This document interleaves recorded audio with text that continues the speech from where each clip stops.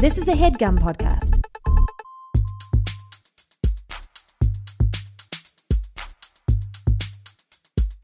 Five, six, seven, eight.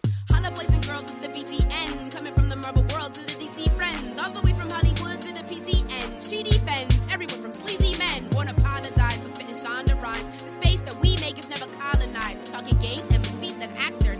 Better shake your booties for black girl nerds. Better shake your booties for black girl nerds. Yeah, better shake your booties for black girl nerds. Ha. Better shake your booties for black girl nerds. Better shake your booties for black girl nerds.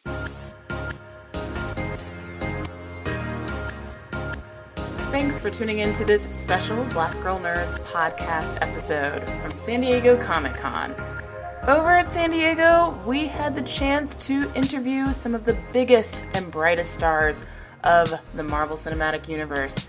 This includes stars from Black Panther, Thor Ragnarok, and the director of Infinity War. So, the following includes Letitia Wright as Shuri, Chadwick Boseman as T'Challa, Joe Russo, one half of the Russo brothers, director of Infinity War, Winston Duke, who plays M'Baku, Taika Waititi, who is the director of Thor Ragnarok, Tessa Thompson, who plays Valkyrie in Thor Ragnarok, and Lupita Nyong'o, who plays Nakia on Black Panther, and finally, director Ryan Coogler of Black Panther.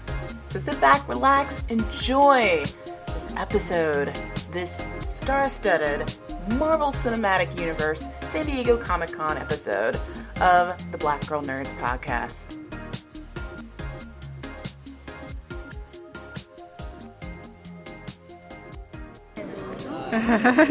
Hi, Jamie from Black Girl Nerds.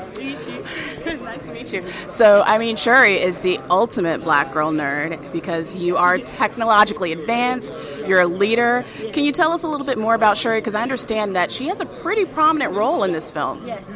Shuri is the younger sister of T'Challa. She's also a part of, the royal family, next in line to the throne, and she's just someone who's very innovative, very open-minded, and wants to help push her country, Wakanda forward by using technology, by working with vibranium in a way that can be able to, protect them and create weaponry and also just to create devices that were never been seen before. So she plays a really dope, amazing role in this film. Yeah. So tell me a little bit more about your leadership style with this particular character, because ultimately Shuri becomes the Black Panther in the comics. So do we see more of that leadership role happening in this film? I think more of the leadership role for this movie is for King T'Challa, and I think that Shuri's place of leadership right now is in terms of technology, in terms of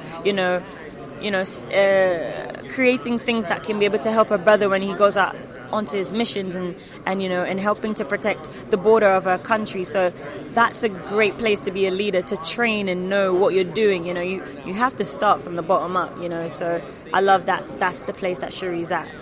Social media is so hyped over this movie. Black Panther So Lit is trending on Twitter every time something is released from the film. Have you seen any of the responses on social media about this film? Yeah, I saw a bunch of them on Twitter, people planning what they're going to wear, planning who they're going to go with, how they're going to show up to the cinemas, what food they're going to take. I love it. And there was just a sense of unity on the social media websites, and I just hope that really becomes a reality, that people do grab their moms and their grandmas and their dads, their friends, their cousins, and go to the cinema February 16th and kill it at the cinema and watch it. So people already have plans to cosplay as your character. Oh yeah, so that's gonna be freaky. I'm like, Shuri. So yeah, man, have fun. It's a great thing. So I'm excited to see it. Next year's Comic-Con, I want to see at least 2 Shuris. You'll see at least 20, maybe more. More Shuris. That would be great. Thank you so much for talking to us. Hey, Jamie with Black Girl Nerds. Good.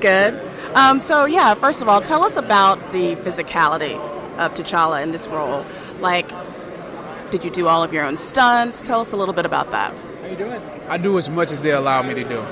Like if it's an insurance, problem, if it's a liability, then I can't do it.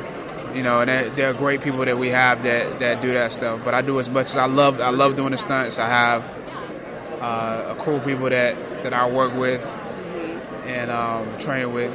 So I'm prepared to do, to have fun on set and to work hard on set and slave and work and get hurt. You're a king. You're not supposed to be working. What are you talking about? Nah. But he's also, he's the Panther, so he has to protect Wakanda. So yeah, like I enjoy that very much.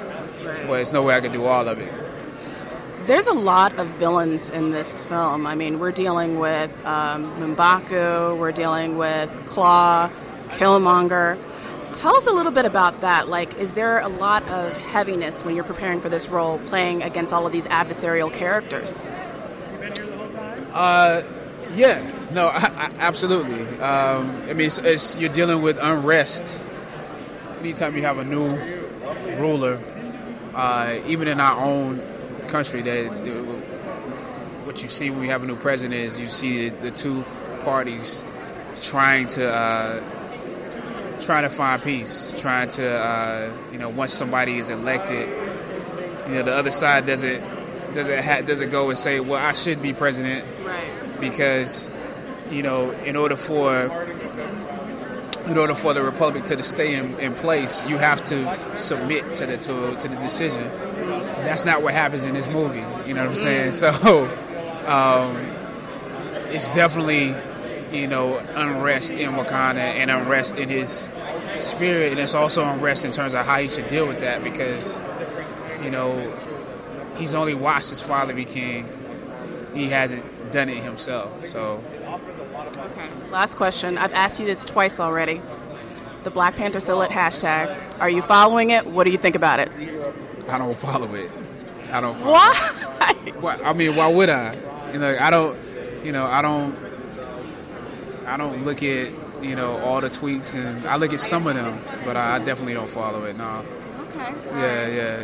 It's great that it exists because we wanted to be so lit, but it's not really for me to follow. Right. Yeah. Well, thank you so much for talking to us. All right. Thank you. All right. Thank you. You're actually over here. Yep. Hi, Jamie from Black Girl Nerds. Hi, how are you? Good, how are you? Good, very good. So how excited are you for just seeing all of this come together? I mean, you are working on Infinity War, and Civil War was so huge for us. Tell us a little bit more about what you think of what's happening now with these films. Well, I mean, it's incredible fun for us. I'm a comic book nerd myself. Yes. Grew up collecting comic books, so to be able to be, the two guys sitting in the chair on these unprecedented films, is sort of once-in-a-lifetime events with characters that I grew up with who had a huge emotional impact on me as a child. It's stunning. I have to pinch myself sometimes. And then to be able to share the footage at D23 and here at Comic-Con and see that response from the audience, it's just, it gave me chills. Do you still actively read comics as you're, writing more of these films and preparing and doing your research? Absolutely. I always want to stay in touch with what's going on in comics. I started collecting in the late 80s and then through the 90s, and so I watched as sort of the golden age and silver age of comics were slowly converted and deconstructed and turned into postmodern books and independent books. I collected a lot of independent comics as a kid as well, but also just to see heroes reinvented. And it was in the 80s and the 90s when they started to reinvent heroes, and that's where my heart lies, and I like deconstructing heroes and pulling the myths apart and putting them back together again and surprising people with those choices. Well, we expect a lot of surprises in Infinity War. Great, you should, because there are a few. Yeah. Well, thank you so much for talking to us. Of course, thank you. Thanks for being here. Yeah, awesome. Take care. Bye. Hi. Hello. Hi, how are you? I'm perfect. My name is Jamie with Black Girl Nerds. Hello, Black Girl Nerds. Winston Duke. Winston, so you're playing M'Baku. Can you tell our listeners and our viewers about this character? Well, M'Baku is the charismatic young leader of the Jabari tribe, one of Wakanda's main tribes. And they are deeply traditional, so much so that they have kind of removed themselves from Wakandan mainstream culture, and they don't believe in the importance of vibranium, which puts them at odds politically. They also pray to the gorilla god, which is different than the panther god that, T'Challa, the Panther tribe, all these other people pray to. So there's just a lot of things that can put them at odds. Yeah. I know there's been some changes to this character and the movie adaptation. Did you read any of the comic books while researching this? I did. I read a lot of the comic books, and that question leads me into just how welcoming this culture, this comic book culture is, because the local, I went to just try to find some things, and the local comic book store guy literally pulled every time my character made an appearance in any comic book. Yeah. And put them on the table and said, hey, read these. So, yeah. Any particular runs that were your favorite? Well, because I know that this film is being largely influenced by the Priest. Really, the Priest ones were really great. Yeah. Could you remind, he's the head of BET, what's his name? Reginald Hudlin. The Reginald Hudlin ones were so good and cinematic. Yes. Like, the approach to them were really cinematic. So it actually gave me really good insight into the pride that Wakandans had for their culture, because he focused on that a lot, even though he chose not to include a certain M'Baku in the run, but it was still great. Now there's other villains in this film. You're not the only one. We're dealing with Killmonger and we're dealing with Claw. So did you get together with any of the actors and kind of huddle together and figure out how you guys are going to be like these really strong adversaries?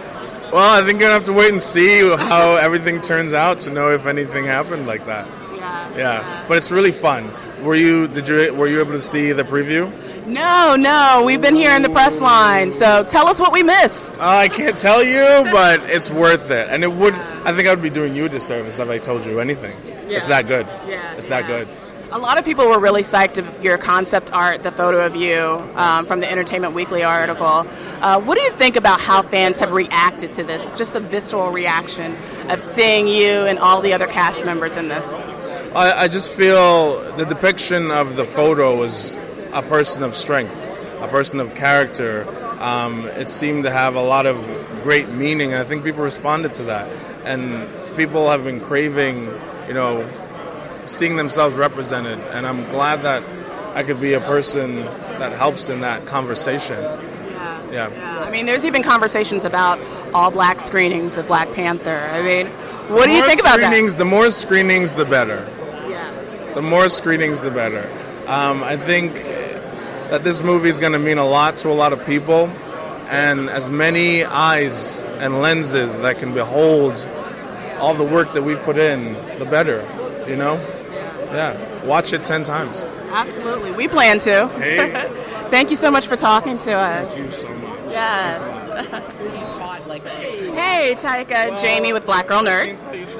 So, yes. Hi, Black Girl Nerds. So tell us a little bit about Thor Ragnarok, because look, this is a brighter, more funnier, colorful film than we've seen from the previous Thor movies. Yeah, that's it. You nailed it. It's and that's what I wanted to do when I first came in. I wanted to make something bold, fresh, new, just really and bright and colourful. Something that Dark World it's a brooding kind of like more of a drama. And the first Thor I loved as well, but it's they're very different to this one. And I thought if I was going to come into the third film in the franchise, it's got to be different. It's got to be so different. I've got to step up my game, but also I want to change it and basically just no holds barred on the kind of things I want to put in this film. We ran headfirst into doing using Jack Kirby's influence for all of our design. Yeah, a lot of colorful art in Jack Kirby's. Yeah, a lot of colorful art, great lines, and bold. It's being bold, and we have unapologetically just made this a giant space opera. Something else I've noticed is there's some haircuts going on in this movie. I mean, Thor obviously has a haircut, but then also Hulk has a haircut, I've noticed. Was that something that was a creative liberty that you took, or tell us a little bit about that? Hulk has had a haircut. I just, look at me. I'm obviously an icon of an international icon of fashion and trend setting, and I'll be honest. Mark's haircuts in the other movies, he needed a haircut. We needed to give him a haircut. There was not some trendy haircut action going on in the Avengers movies. So, and also because he's been on Sakaar and everyone gets processed, in Sakaar, and so Thor's lost his hair when he becomes a gladiator. Same thing happened to Hulk, probably, and that's how I never really thought too much about why Banner has a haircut. Why Hulk has a haircut, actually. Right. Tell us a little bit about the special effects. Is there a lot of CGI or more practical effects in this one? A lot of CGI, yeah. It's we've actually because a lot of the film happens on Jeff Goldblum's planet Sakaar. We built a lot of sets, but to extend all of that stuff and show the world and show this and show and also those Kirby patterns and all that stuff. We needed to run into doing a lot of blue screen work, and then just seeing the trailer today and seeing whenever those VFX shots come in, God, it's so amazing. It's I still get blown away because I'm like, man, I remember filming this and. We're all looking, it's like, stare at that tennis ball and imagine that's a dragon or something, and then that stuff comes in, you're like, whoa, it actually looks so real and so cool. So, so it's very effects heavy, but luckily we're working with the best in the business and everything's going to look amazing. It looks like a lot of fun. Thank you, Taika, for talking to us. Pineapple Susie. Is always that she's actually strong, that she has might emotionally or she's strong physically, and I think what I mean by a strong female character is that she's dynamic, that she's complex. She doesn't actually have to be strong. Valkyrie happens to be, so that's a plus. So I love to play a character like that, and also to play a character that has her own agency. Thor is a fangirl of hers. She could kind of care less about him when they first meet, and they develop a relationship eventually. But so I thought that was so exciting, and then to be a part of this company. The most incredible actors. Are you kidding? Lupita and Chadwick and so the idea that in this next phase these actors get to all converge in some way, and that the universe on the big screen and the small screen can hang out together somehow. That was the most exciting thing to me about joining this universe, is that I get to play with some folks. And so that would be, if I could work with Simone, I would. And also, obviously, you guys know, because you talk about this all the time in your work, is ideas of representation. And the truth is, I don't assume that I could represent all black women or women of color. And so the idea of getting to work alongside folks that represent pockets that I don't, and for us to be involved in that conversation together, that would be a dream come true for me. Thank you. Thank you so much. Lupita, Jamie from Black Girl Nerds. So tell us about your character. I know that you've described her in the past as like a war dog. Can you tell us a little bit more about that? Yeah, so war dog is the Wakandan technical term for an undercover spy who goes around the world and infiltrates other places and informs Wakanda what's going back on to keep Wakanda on top. Yes. And I know that your character goes through some transitions, and also there's a lot of interesting collaboration between your character and Okoye's character. Can you tell us about that? Because in the Priest run, Okoye and Nakia are kind of like, these svelty women, and it's sort of like they're servants to T'Challa. But now it seems like they're kind of on the same level, like peer-wise. So can you talk to us a little bit about that? Well, I think T'Challa is still definitely the king, and but I think what Ryan was interested in doing, and the creative team behind this, was giving a three-dimensionality to the women and giving them their own agency and their own skills and their own intelligences and points of view, and offering different skills to do the job of protecting a nation that wants to keep itself secret. And so Okoye's character gets a little more meat on her bones, and so does Nakia. Right. Excellent. Well, thank you so much for talking to Black Girl Nerds. Bye. So it was good seeing you. Take care. Ryan, Jamie from Black Girl Nerds.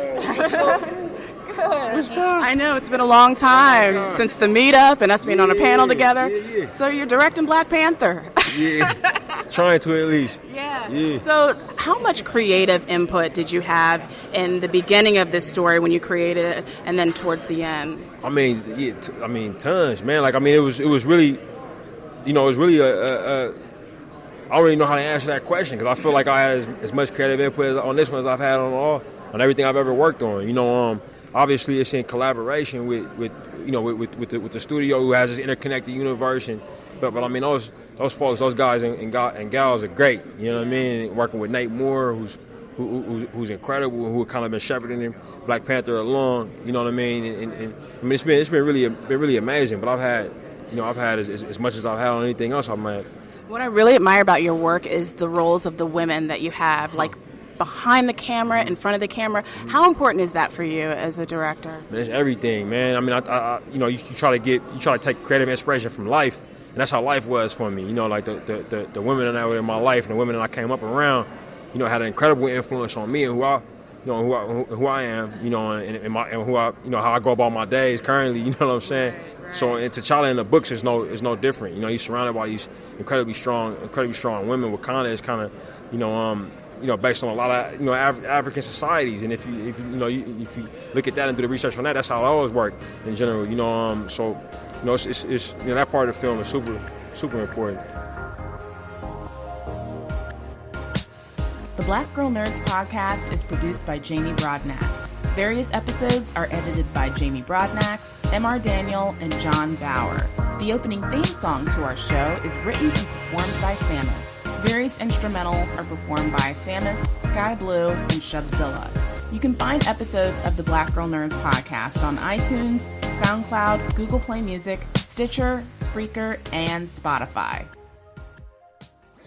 That was a HeadGum podcast.